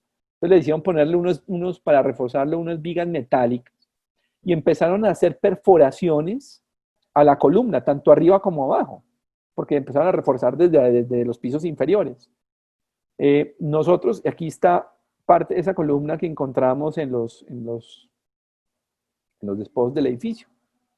Entonces, pues aquí empiezan a haber algunos temas, pues vamos a terminar con el tema de computación y ya les digo algunas hipótesis porque realmente tenemos hipótesis de por qué fue que falló. O sea, sabemos que fallaron por las columnas, por un tema conjunto. Ahora, ¿cómo fue la secuencia de falla? Eso es un tema bien complejo, ¿sí? Entonces, hicimos una modelación, otra vez una modelación, como teníamos ya la modelación bien hecha, lo que hicimos fue ponerle la carga viva que era, incluidos los muros divisorios que eran, con la propiedad ya de materiales que encontramos, no la de diseño, sino la que encontramos, y sofisticamos el material y generamos 3 tipos de modelos. Un edificio sin considerar ningún tipo de asentamiento, ¿sí? Otro edificio, otro modelo diciendo qué pasa si se asienta, ¿cierto? Que fue lo que pasó. Y otro edificio diciendo, una vez que falla la columna S3, ¿qué pasa? ¿Sí? Cuando está fallada, ¿qué pasa? ¿Sí? Entonces, este es el primer edificio ya con las propiedades que están. Y aquí vemos, pues, en la torre 6, cuáles son esas columnas y vemos claramente que la columna S3 presenta problemas en múltiples partes, pero no solo la R6, sino también la R3. ¿Sí? Lo que pasa es que pues, estas dos son las más afectadas, pero esta se descargó. ¿Sí? Ahorita vamos a ver que esta se descarga, pero realmente pues, la más afectada es la R3, que fue la que primero falló, ¿se acuerdan? En febrero. ¿Sí? Estas son las del otro lado, que no estaban tan cerca, fíjense, no estaban tan cerca. ¿Sí? Entonces, por eso explica un poco por qué falló la S3. ¿Sí? Ahí es un poco la explicación por qué falló esa columna S3. Aquí vemos la R3 y la S3, pero ya sin considerar ningún tipo de asentamientos, como les digo, pero ya con cargas mayoradas. Entonces aquí vemos pues claramente estas columnas estaban muy mal, ¿cierto? No con cargas mayoradas, no las de servicio eran las anteriores. Y aquí vemos pues el otro eje, el 5. Y entonces vemos ahora qué pasa si se incluye el flujo plástico. ¿Se acuerdan de ese famoso CRIP? Entonces, incluyo el flujo plástico, otra vez me da las columnas que se han fallado. La R3 falló en febrero, la S3 falló y la Q3 no sabemos por qué no falló. Pero seguramente estaba a nada de que fallara. Pudo haber fallado incluso durante la reparación. Entonces, aquí vemos otra vez el tema del flujo plástico, donde pues todas presentan problemas de flujo plástico. Es decir, esto es que si yo hubiera dejado esto más en el tiempo, puede que a los 2 años, 1 año o 6 meses después estuviera podido colapsar. Simplemente por el tiempo, lo vimos en los otros edificios. Ahora hacemos el modelo diciendo, bueno, esto se asentó, entonces cuando se asienta, ¿qué le pasa? ¿Qué le pasan a las columnas? Entonces, cuando se asienta claramente la columna R3 se descarga. Pero sobre todo la S3, que fue la que falló. O sea, ese es el modelo como más cercano al problema de lo que pasó el 11 de octubre del 2013. ¿Sí? Y las otras columnas, la columna S5 se descarga porque pues, era la que presentó problemas, y la R3 también, pero no está tan cerquita como la S3. Aquí ya no nos queda duda de que la S3 falló por un problema de asentamiento y capacidad de la columna. Eso es un poco la conclusión, no hay ninguna duda. Después, ¿qué pasa si yo le quito la columna S3? Porque entonces, después del 11 de octubre, pues ya no existe la columna S3, pues ya no sirve porque está fallada. Entonces, al no quitarle, pues fíjense que pierde la capacidad, que es el azul, la demanda sigue, pero ya no hay capacidad, ya no hay, digamos, no hay carga actuante porque ya no existe. Entonces, la capacidad, pues no. Y entonces la carga se empieza a redistribuir. Entonces se va para la columna Q3. ¿Se acuerdan? Entonces está Q3 y aquí se va para la R5. Entonces fíjense que ahora cuando falla estas columnas se van a estas y pues aquí puede pasar cualquier cosa. Y solo es cuestión de tiempo. ¿Sí? Aparte de eso, entonces miramos como el modelo, incorporamos los muros no divisorios, miramos cuál era la carga de esos muros no divisorios. Y encontramos que esos muros no divisorios estaban también al límite de que fallaran. Entonces, las columnas estaban al límite, los muros divisorios al límite. Miramos las vigas, ¿cierto? También las vigas estaban al límite las vigas en los pisos. Y si hacemos un análisis con fidelidad solo de la columna para demostrar, esta sería la columna del space, la de la derecha es la columna como debe haber sido la del space. Vemos que la probabilidad de falla es prácticamente el 99%. O sea, era obvio que esa columna falla. Entonces, ¿por qué falló el edificio? ¿Por qué falló la torre 6? La causa principal es el dimensionamiento de las columnas, es decir, dimensión y refuerzo. No podía resistir las cargas. Conseguimos tanto internacionales como nacionales en ese tema. ¿Qué produjo el colapso? Porque por eso falló, digamos, por las columnas. ¿Pero qué produjo el colapso? Pensamos que es una combinación de muchas cosas. No es solo la columna, sino es una redistribución progresiva de las cargas por la falla de la columna S3, unos altos niveles de esfuerzo que hacen que haya un flujo plástico y entonces se produzca una falla, se induzca una falla frágil en el tiempo. E incluso pensamos que los trabajos de reparación pudieron haber afectado los muros de mampostería que estaban cargados, y si ellos quitaron los muros para poder trabajar mejor y romperlos, porque eran no estructurales, pudieron haber enviado más carga a las columnas que ya estaban al límite y provocar una falla. Incluso pensamos que las fallas también pudieron haber sido por las columnas que estaban también críticas a casa cortante. Entonces pudo haber pasado una falla súbita en muchas cosas, que si posiblemente falla una columna más, el edificio se va.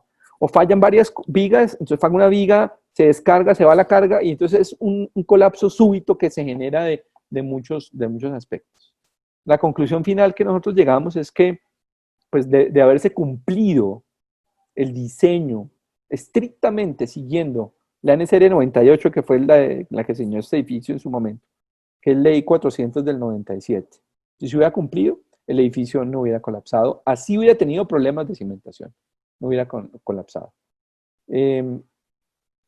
Y bueno, ya esto es como la parte final. Claramente, pues esto fue un proyecto, como les digo, muy interesante. Finalmente, pues se demuele todo el edificio, porque pues es una edificación de alto riesgo. No creo que esta presenta, vamos a ver.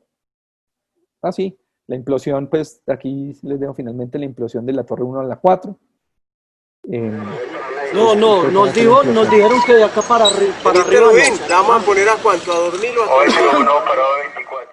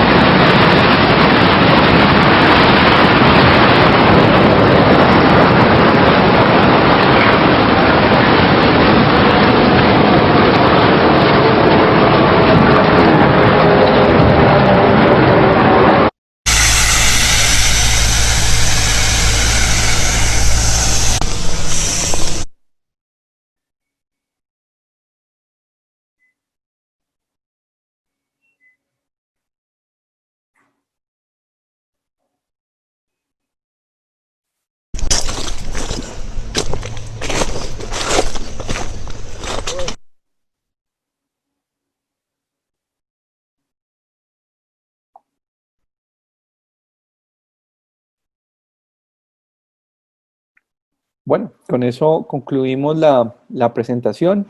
Muchísimas gracias por su tiempo.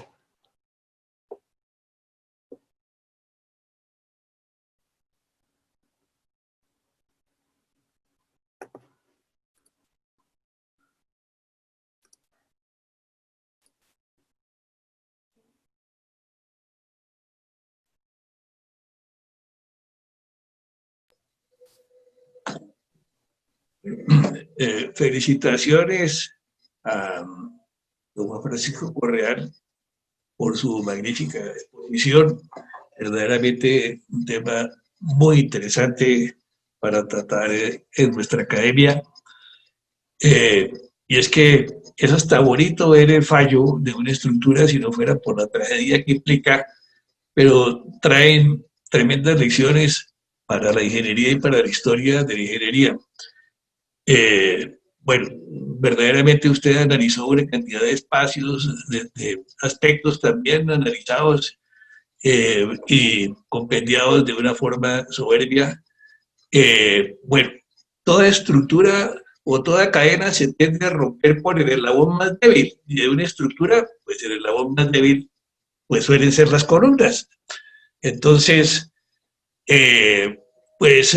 es un tema que nos lleva a mirar muchos otros casos en conjunto, como tenemos mirar en esta academia las presentaciones. Recuerdo con el académico Alberto Mejía Arango y su firma Tecnoconsulta, estábamos haciendo la interventoría de un edificio de Telecom Teletolima, con unas tremendas cargas de equipos de computación. Yo creo que eso era por lo menos 3 o 4 veces la carga puerta normal de un edificio. Y está apoyado el diseño estructural con el programa de SAP de MIT, de los ingenieros Alberto Sarria y Carlos Eduardo Bernal de la Universidad de los Andes. Entonces, apenas miré los planos y revisé un tanto el diseño, dije Alberto, este edificio no tiene las columnas diseñadas, tiene las vigas diseñadas, pero no tiene las columnas. Y efectivamente el programa de SAP de MIT diseñaba las vigas, pero no las columnas. Entonces, los ingenieros que tomaron ese diseño simplemente mandaron a dibujar la estructura con el programa de SAP de MIT, porque SAP de MIT, caramba, ¿sí? ¿Cómo se atreven a dudar de SAP de MIT? Bueno, nosotros compartimos eso en la interventoría, hablamos con la Junta, todo el mundo alarmado, pues prácticamente rediseñamos nosotros mismos como interventoría, nos metimos en camisa de 11 varas, rediseñamos el edificio para que las columnas quedasen calculadas. Se molestó muchísimo todo el equipo de construcción del edificio Telecom Teletolima, porque había allí pues, indudablemente una componenda de grandes dimensiones. Nos echaron de la interventoría, pero el edificio no se cayó. Bueno, entonces, el caso que nos presentó Juan Francisco hoy verdaderamente es alarmante y pues se llevó a la implosión, pero lo triste, lo macabro de este tema es que si no hubiesen ocurrido esos avisos, ¿sí? De repente mucha gente hubiese fallecido, ¿sí? O sea, hubiese sido un colapso de unas proporciones gigantescas y unos costos sociales muchísimo más altos. Bueno, esto para abrir la mesa redonda, quiero conocer quién desea intervenir.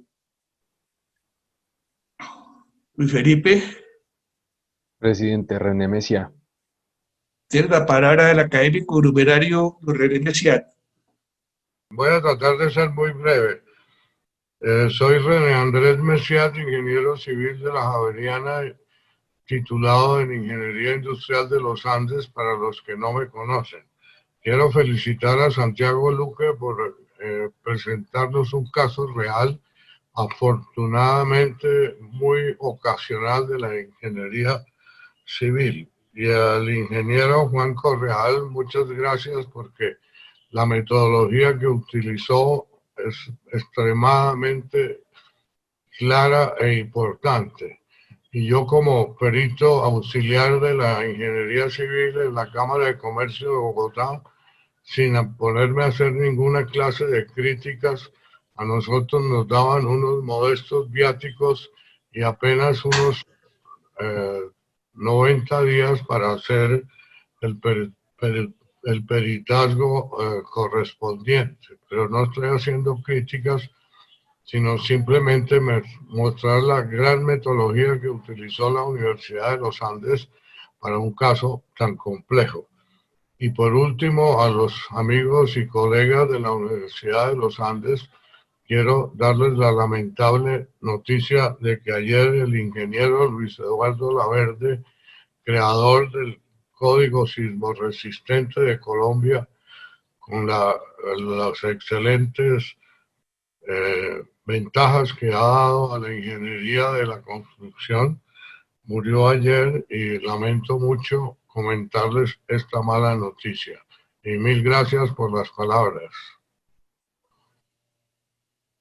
Gracias, René. Bueno, el académico Hernando Vargas Caicedo también desea intervenir, tiene una pregunta muy interesante. Fernando. Felicitaciones a Juan Francisco por la interesantísima y documentadísima exposición, que es una superclase doctoral, literalmente, sobre patología. Digamos, la pregunta mía no es una pregunta técnica, sino es una pregunta social o cultural o ética. ¿Por qué actuaron así los calculistas y constructores? Esa es una primera pregunta. Y la segunda es, ¿cómo es que podemos evitar en el futuro este tipo de situaciones?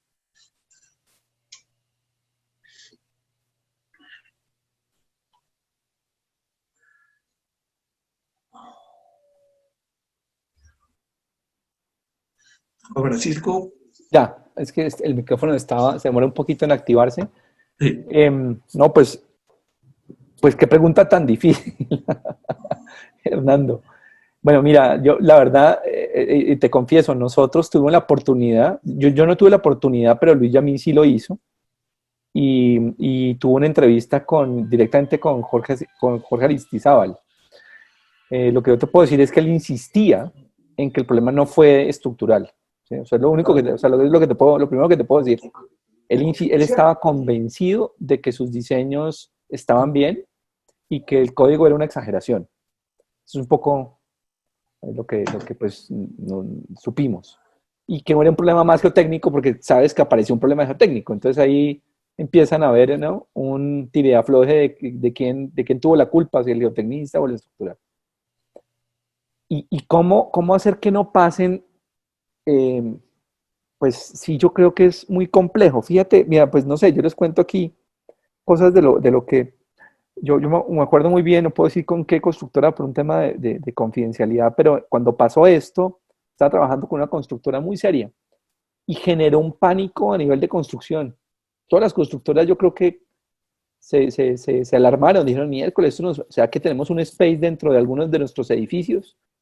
Y yo lo que creo es que generó alguna cultura de no confiar tanto en a veces lo que se hace muy repetitivamente sin cuestionarse un poco si se está haciendo bien o mal. Entonces, eso además con todo el tema del gobierno de buscar cuál fue el problema realmente fue pues que no hubo tampoco, nadie lo siguió, nadie dijo y revisó los diseños y dijo, oiga, esto no está cumpliendo. La curaduría falló, o sea, falló toda la cadena, falló el diseñador, falló no hay interventoría, porque en ese momento podía la misma empresa hacerse interventoría, si certificaba que era ISO y tenía unas cualidades, entonces, y la última eslabón de revisión es la curaduría, y no lo hizo bien.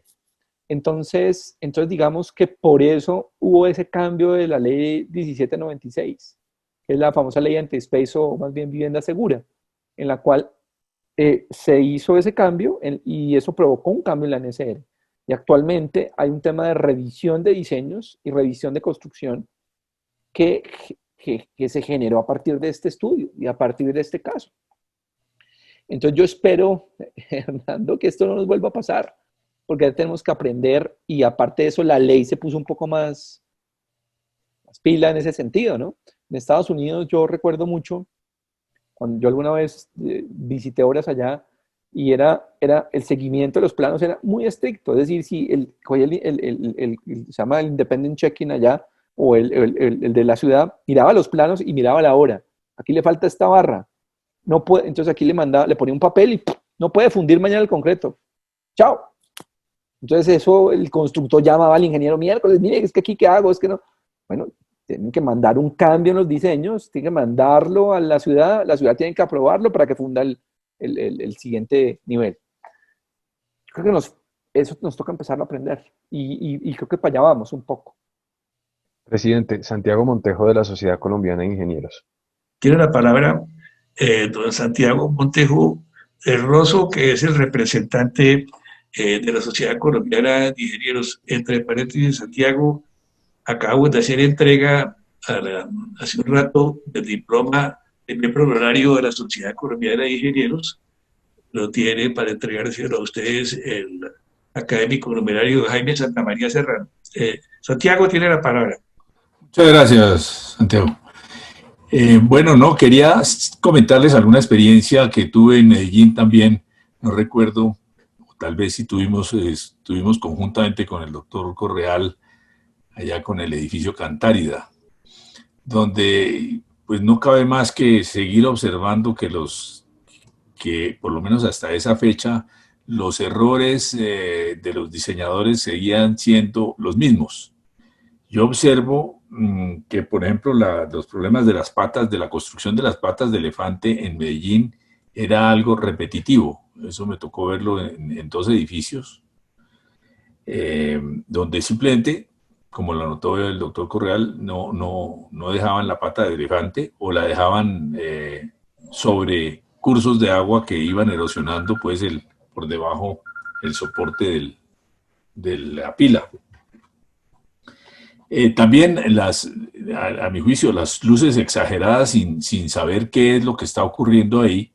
Unas luces, me tocó ver edificios con luces de 17 metros. Eso era un absurdo. Con vigas, con viguetas postensadas, pues que tampoco cumplían ninguna de las condiciones del código. Y también me llama la atención, y me sigue llamando, no solamente en Medellín, sino en Bogotá, esos apoyos, y en Cali también lo he visto, los apoyos de vigas en los extremos de los muros, pues donde, como lo anotaba el doctor Correal, el flujo plástico puede presentarse muy, muy fácilmente y en el tiempo producir errores que se venían repitiendo. Yo espero que ya no se repitan más para garantizar la seguridad de todas las estructuras. Muchas gracias, Santiago. Bueno, gracias, Santiago. Muy interesante intervención.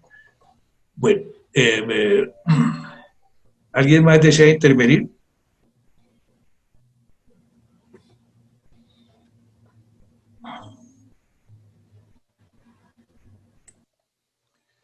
Bueno, el tema de la cimentación fue motivante indudablemente del inicio del colapso,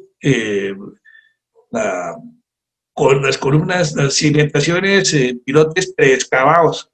Cuando yo era bichón de ingeniero recién graduado, eso estaba prohibido. Acaba de haber un fallo masivo por pilotes preexcavados en algunas construcciones cercanas a Kennedy. Eso se proscribió, se hacían pilotes pues mucho más grandes. Y recuerdo en la construcción del edificio Panorama de la 64 con séptima, yo hacía parte del equipo de construcción, y allí nos salió en la pata de un caizón una quebrada, y bueno, tocó inyectar eso y el trabajo fue horrible, ¿sí? Trabajamos muchos meses, se demoró la construcción, pero en síntesis, toda la utilidad del edificio, que no quedó un peso, tal vez algo de pérdida, se fue en la inyectada de esa parte de esa columna. Lo que no se hizo en este edificio Space, aparentemente se obvió, según la descripción de Juan Francisco, el llegar al estrato portante y hacer la pata de elefante, y simplemente se dejó la columna suspendida de su cimentación y llegar al sitio que era. Entonces, caramba, columnas deficitarias y cimentación deficitaria, qué peligro. Eso hubiese podido ser realmente un hecatombe si hubiese avanzado más la ocupación del edificio. Bueno, celebro que la Compañía de Santiago, representante de la Sociedad Colombiana de Ingenieros, también he omitido dar un saludo muy especial al académico numerario Rodolfo Segovia, presidente de la Academia Colombiana de Historia, que hoy nos honra con su presencia. Y bueno. Presidente, Álvaro Castillo Niño. Tiene la palabra el académico numerario don Álvaro Castillo Niño.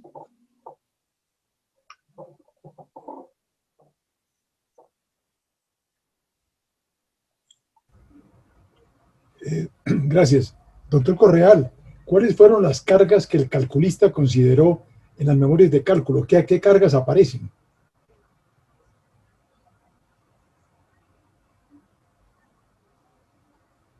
Doctor Correal, ¿me escucha? Ya, es que me cuesta trabajo activar el micrófono, qué pena contigo.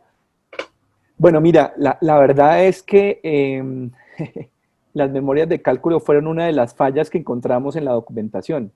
Nosotros hicimos una documentación de todo el edificio muy completa y no existen las memorias de cálculo de las columnas, no existen. Simplemente unos modelos y uno va y mira y pues esas cargas no, esos valores no existen.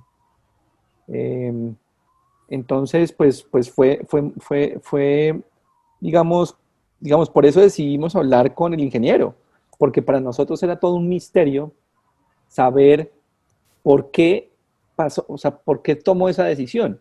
Entonces aquí pues voy a contar algunas infidencias de lo que pues se dice, que no me consta, pero pues lo dicen, y es un poco que había una confianza, era un tema en el cual empezaron a construir edificios con una sección transversal de columna que entonces funcionaba para unos pisos y simplemente cogían el detalle, lo ponían en el plano y entonces lo hacen para ese edificio. ¿Por qué? Porque más o menos la misma altura, ¿cierto? La misma planta. Después ahora subieron 2 pisos, no, eso fijo, esa columna le sirve. Pongamos el detalle y ya, y para la obra. Entonces, parece ser que sí hubo mucho problema en el tema de cómo, digamos, de esos cálculos. No, desde nuestro punto de vista, no hay una evidencia importante que justificáramos un cálculo que nos diera esa sección. Solo estaba el detalle en el plano y no había unos cálculos reales de la capacidad de la columna. Gracias. Bueno, pues muy interesante lo que usted nos cuenta, Juan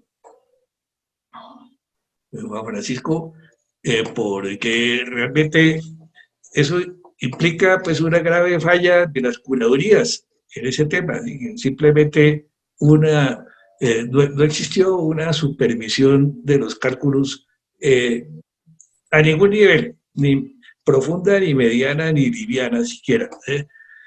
Caso muy preocupante porque las curadurías están cada vez más involucradas en algunos insucesos de la construcción.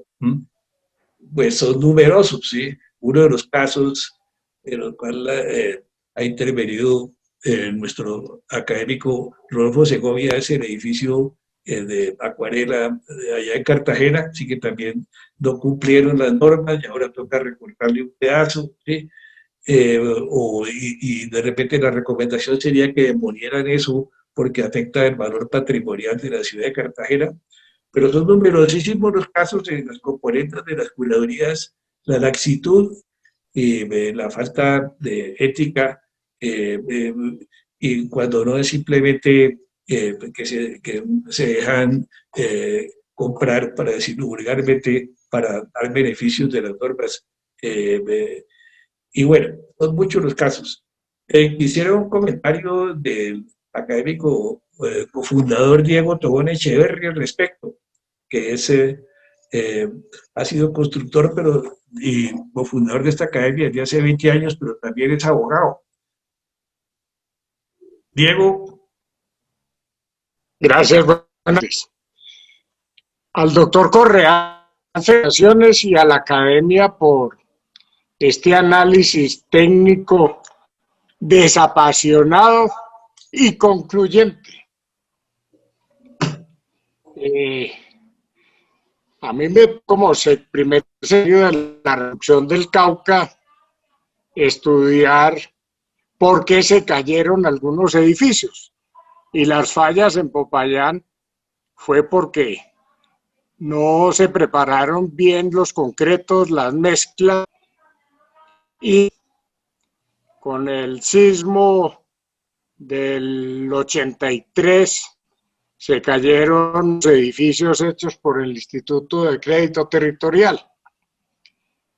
Después, tal vez con Jaime Santamaría y algún asociado, miramos lo de Armenia y habíamos mirado Pereira y Manizales.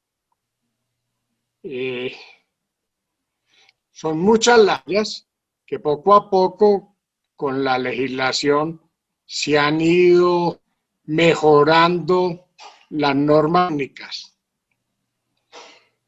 Pero el caso de Armenia fue claro, parecido a lo de Medellín, que los calculistas que diseñaron las estructuras creían que eso no se iba a caer y se cayeron.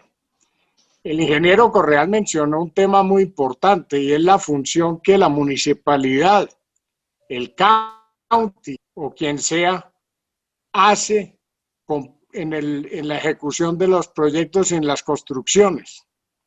El caso de Medellín salta a la vista que no hubo control de la Oficina de Control de Construcciones, de planeación del municipio, y que no hubo auditoría. Ahí hay un vacío importante que con lo que hemos analizado hoy no parece ser que estemos totalmente a salvo de que ocurra otro problema como el del Space. Las curadurías pues cumplen una función, digamos, similar a las notarías, y eso es muy grave, porque la curaduría sustituyó las oficinas de planeación y en consecuencia el control técnico a todas estas obras, según cuentan los que siguen de colegas en la construcción, adolece de seriedad. ¿Qué podemos hacer para las oficinas de planeación y las de control de urbanismo y de construcción actúen? Lo que se está viendo y se vio en la ciudad de Cartagena es terrible. Uno no se explica cómo construyen y venden edificios sin licencias y además sin el control, como en el caso del edificio que está ahora revisando y haciendo la interventoría el doctor Rodolfo Segovia. Lamento no participar de lo que algunos han dicho, que las normas como consecuencia de lo ocurrido en el Space se hayan mejorado. El país cree que con una norma resuelve problemas, pero si no hay control, si no hay interventoría, si no hay una autoridad de policía que las haga cumplir, para nada sirven las normas. Entonces, mi aporte hoy, además de felicitar al doctor Correa por este estudio, aspiro mis amigos de Medellín, por ejemplo, Bernardo Vieco, que es un gran ingeniero, no recordaba que hubiera estado allí, Cuando fui muy joven secretario de Hacienda, me tocó el problema de Santo Domingo y estudiamos en esa comuna oriental toda la geología y los problemas que tenía. Y recuerdo que se decretó que aledaño a la zona del Space había una falla que bajaba hasta la calle 33, cruzaba el río Medellín. Así que cada vez que yo paso por allá, me asusto de la cantidad de construcciones que hay al costado sur y por esa colina oriental de Medellín, porque la geología no ha cambiado, las fallas no han cambiado y por el contrario, con las cargas, con la reforestación, con las urbanizaciones, pues piensa uno que el riesgo es mayor al que existía en 1974. No sé, para preguntarle al doctor Correal, si tuvieron acceso a las normas y por qué se modificaron y por qué autorizado en esa zona continuar construcciones. Y si las construcciones tienen unas placas flotantes y otras características de construcción que minimicen los riesgos que se advirtieron desde 1974 en ese sector. Muchas gracias.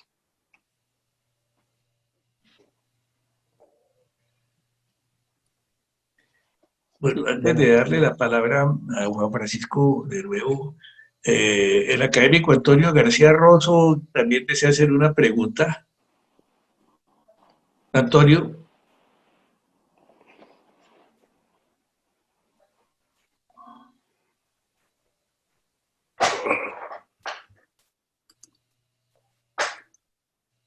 Mil gracias, Santiago, por la oportunidad. Felicitaciones al doctor Correal por su excelente presentación y haciendo eco un poco de lo que decía el doctor Tobón y el doctor Luque. Uno de los problemas que uno avisora en este tipo de proyectos, lo discutíamos hace unos años en la Universidad de los Andes en un foro que hicimos especialmente sobre el edificio Space, y una de las tristes conclusiones a la que llegábamos al final era una gran falla ética en todos los niveles, no solamente a nivel de la ingeniería, a nivel de la interventoría, a nivel del control. Un problema de ética muy complejo y sobre el cual creo que en algún momento habría que entrar a analizar con más detalle porque no creo que se haya hecho mucho al respecto. Gracias. Gracias, Antonio. Bueno, quisiera oír también algunas palabras del académico numerario y actual presidente de la Academia Colombiana de Historia, don Rodolfo Segovia, peculiarmente respecto al caso de las curadurías y del edificio Acuarela allá en Cartagena, que usted ha tenido pues algunas intervenciones. Académico Segovia. Muchas gracias. Debo decirle que yo no soy exactamente experto en construcciones estáticas, ¿no? Lo mío es más bien el movimiento. Pero cuando se trata no ya de fallas de ingeniería que tienen que ver con elementos éticos, fundamentalmente. Hay gente realmente que hizo cosas casi que a sabiendas de que podían inclusive poner en peligro vidas y no les importó. A mí eso me dejó, en cuanto al Space, realmente adolorido, tratándose como se trata de hijos del doctor se me olvida ahora, el doctor Gómez. Entonces dejo eso aparte. El segundo aspecto es que efectivamente el sistema de las curadurías hay que ponerles más dientes en cuanto a la sabiduría ciudadana, porque son rayezuelos. Si son venales, pueden causar muchísimo daño. Y ellos aparentemente no son responsables de nada una vez que confieren la licencia. En el caso de Acuarela hubo muchas causas. Para los que no saben de qué se trata, quiero decirles que hay un POT en Cartagena y que por vía de resoluciones de la Secretaría de Planeación se modificaban los parámetros del POT. Y eso dio lugar a que se construyeran muchas cosas en Cartagena, un poco por fuera del POT, porque venalmente, y seguramente venalmente, pues se hacían resoluciones específicas para edificios específicos. Y la Correduría actuaba en consecuencia. Y eso, estamos hablando de más de 30, cuando llegamos a Acuarela. La Acuarela ha causado tanto pues, escándalo, es porque efectivamente pues, es una afrenta al patrimonio cultural de Cartagena encima del castillo de San Felipe, su construcción quizá más epónima.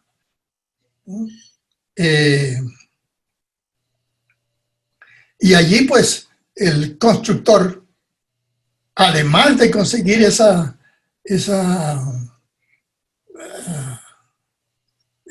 licencia que no podemos llamar fraudulenta, porque realmente se hizo dentro de los parámetros indicados por la ley, salvo el tema del POT modificado por resolución. Pero además, ¿no?, ellos se apropiaban del espacio público. O sea, en vez de medir el retiro del edificio desde el andén, efectivamente, de la acera, ¿no?, lo midieron desde el, ¿cómo se llama eso? Lo que lo separa de la calle. Entonces se robaron, ya puestos en altura, más de 600 metros cuadrados. Eso está así todavía.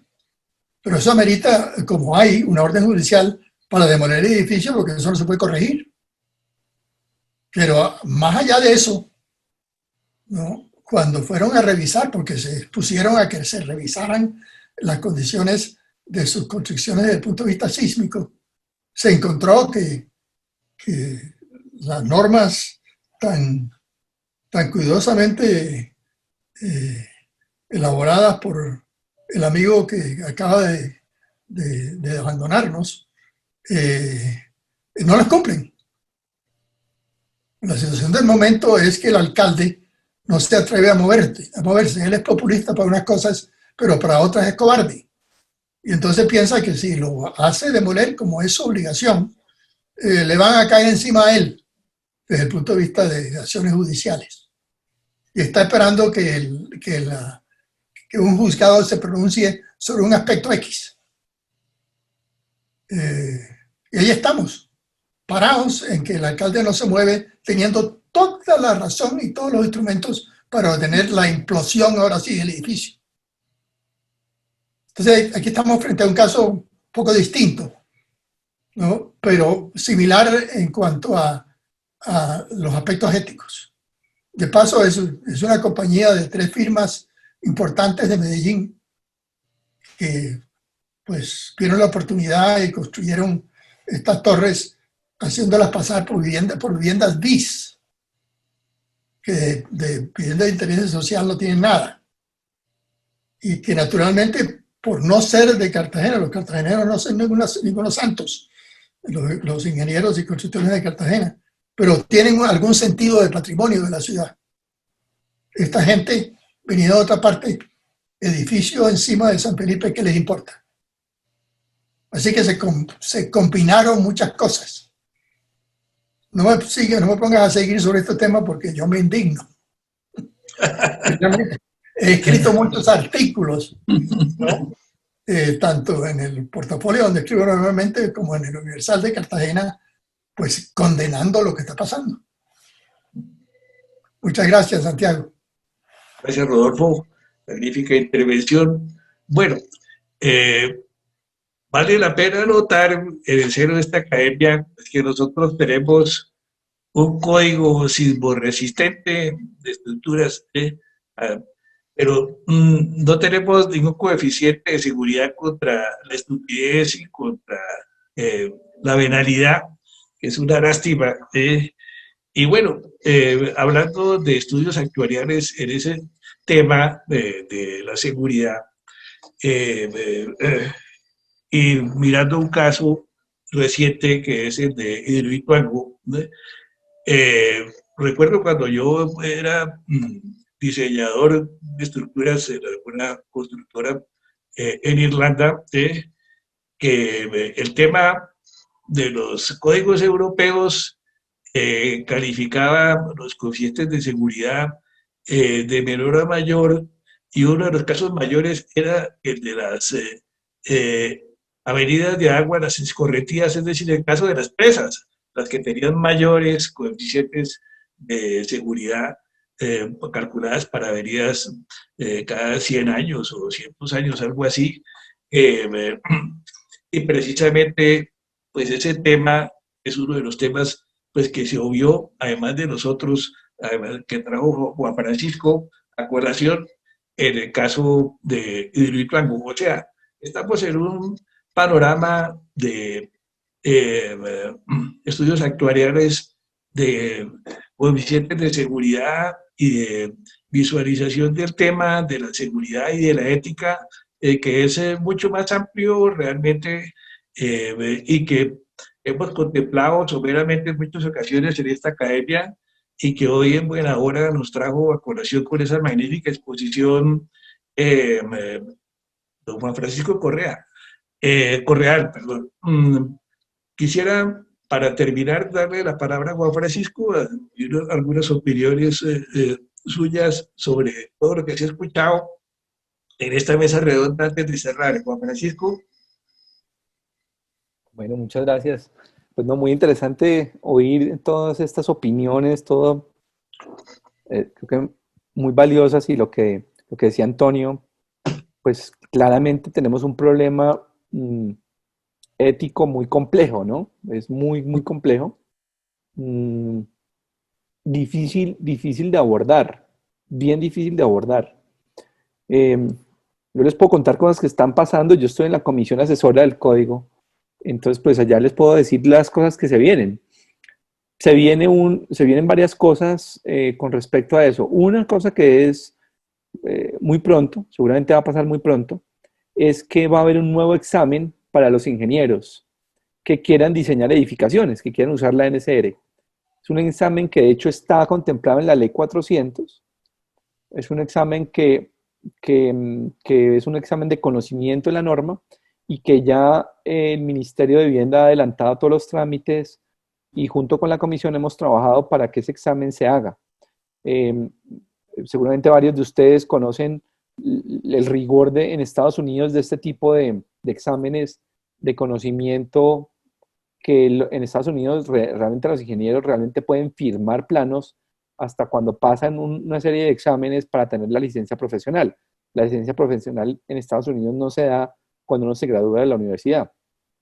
Algún ingeniero, Luis Enrique García, decía que era la licencia para matar. Entonces, pues esa licencia en Estados Unidos se requiere después de varios exámenes, no solo uno, son 2 exámenes, y tener una cierta experiencia. Aquí vamos en ese proceso, en ese camino. También se va a verificar la experiencia para presentar el examen, y después de que cumpla la experiencia se va a presentar el examen, y pues con eso esperamos que por lo menos no esté la excusa de que no hay un conocimiento normativo, ¿sí? Entonces eso es un tema que se viene. Otro tema que se viene es una actualización de la NSR. Nos va a tomar un par de años más, pero ya está en un buen curso varias propuestas para actualizar esa norma. Eso lo está haciendo la AIS, la Asociación Colombiana de Ingeniería Sísmica, que es la que se ha encargado tradicionalmente de eso, y va a pasar por la comisión, donde pues estamos varias personas encargados de revisar finalmente eso, para darle una recomendación al presidente para que saque un decreto para que se cambie y se actualice. En el tema, digamos, ético, pues es muy difícil. Hemos pensado con varios presidentes de asociaciones qué hacer. Hemos hecho declaraciones. En la universidad hemos pensado el tema ético. Antonio pues conoce muy bien todo lo que se ha hecho. Hay un centro ético en la universidad que se desarrolló para tratar de estudiar qué hacer al respecto, ¿no? En ingeniería, yo cuando fui director del Departamento de Ingeniería Civil, incluso a los estudiantes de primer semestre les daba un casco y a los de ingenieros ambientales una bata. Entonces hacemos entrega de casco y bata, una ceremonia muy bonita.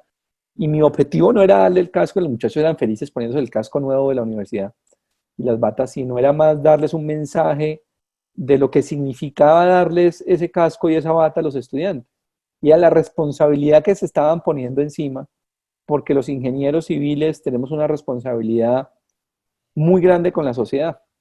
Entonces, pues claramente creo que es un trabajo de múltiples áreas, de múltiples asociaciones y las universidades, incluso uno de papá aquí en la casa, le toca empezar a decirle a los muchachos el tema ético, porque el tema ético pues, es un tema transversal a cualquier disciplina, pero en ingeniería civil es muy delicado. Eso es lo que les podía decir, pues un poco como mi opinión, tratando de responderla. Alguien que me preguntó el tema de la construcción allá en Medellín, la verdad no tuvimos esos registros, sí hemos sabido los problemas, digamos, de estas corrientes superficiales. Es algo que en Medellín lo conocen muy bien, pero pues siguen construyendo.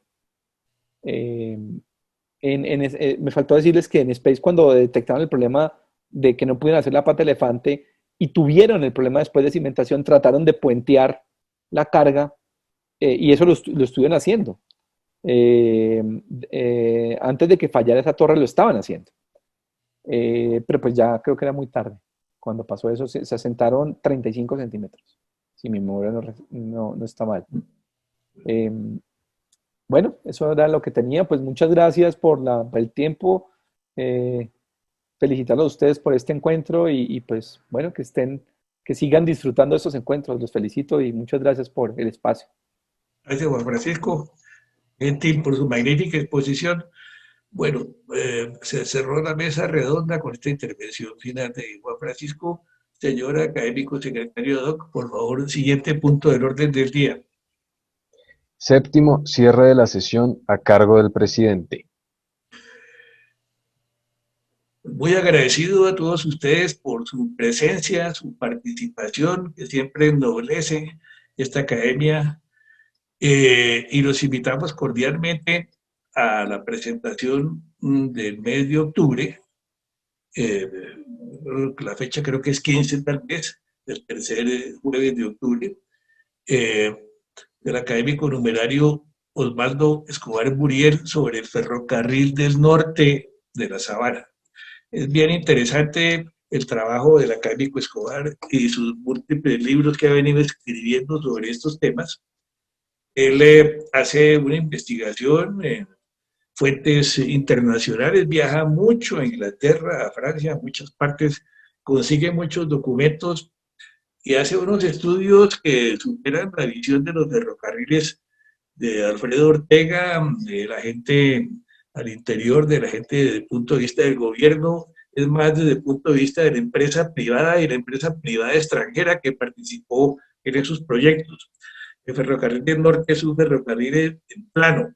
Los ferrocarriles nuestros tenían el gran problema de las pendientes y la topografía, y en la Sabana, pues, ese ferrocarril iba en plano, y bueno, interesante ver lo que pasó con él, el ferrocarril del norte y el nordeste, y la visión de los extranjeros que colaboraron allí, algunos de los cuales quedaron radicados aquí en Colombia en su descendencia. Están invitados a esa sesión mes de octubre. Entonces, un cordial saludo para todos ustedes. Muchísimas gracias por su asistencia y su participación. Nos veremos en octubre.